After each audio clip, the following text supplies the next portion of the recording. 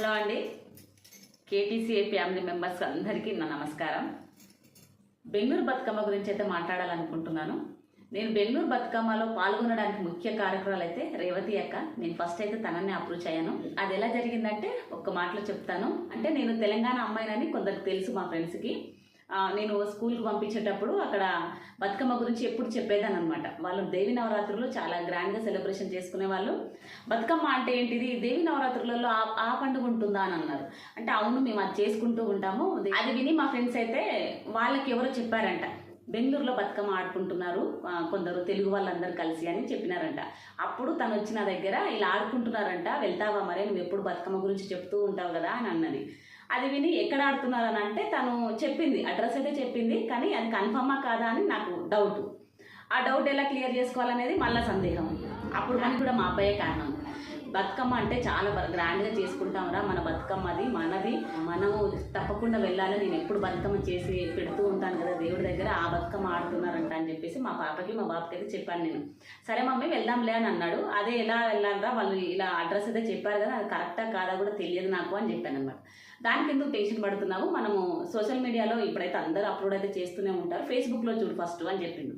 ఫేస్బుక్లో చూస్తే నేను తెలంగాణ బతుకమ్మ అని చెప్పేసి టైప్ చేసిన, అందులో రాలేదు. అందరైతే యూట్యూబ్లో అప్లోడ్ చేస్తున్నారు. ఒకవేళ యూట్యూబ్లో అప్లోడ్ చేసి ఉండొచ్చు, వాళ్ళు బెంగళూరు బతుకమ్మ ఆడుతున్నారంటే తప్పకుండా అయితే చేస్తూ ఉంటారు కొందరైతే. ఒకసారి యూట్యూబ్లో అయితే చూడు, యూట్యూబ్లో టైప్ చేసి చూడు అని చెప్పేసి చెప్పిండు. ఆ బెంగళూరు బతుకమ్మ అని టైప్ చేయి మమ్మీ అని చెప్పిండు. అది నేను చేసిన అనమాట. చేయగానే నాకు వీడియో వచ్చింది. వీడియో వచ్చి కింద నెంబర్ ఉంది, ఆ నెంబరు రేవతి అక్కది. ఆ నెంబర్కి నేను కాల్ చేశాను. ఆ కాల్ అయితే రేవతి అక్క పిక్ చేసింది. అక్క ఇట్లా నేను హైదరాబాద్ అమ్మాయిని, ఇలా బతుకమ్మ ఆడుతున్నారంట కదా, ఎక్కడక్క అని చెప్పేసి అడిగాను. తను ఒక్క నిమిషంలోనే నా నెంబర్ని వాట్సాప్ గ్రూప్లో యాడ్ చేసింది.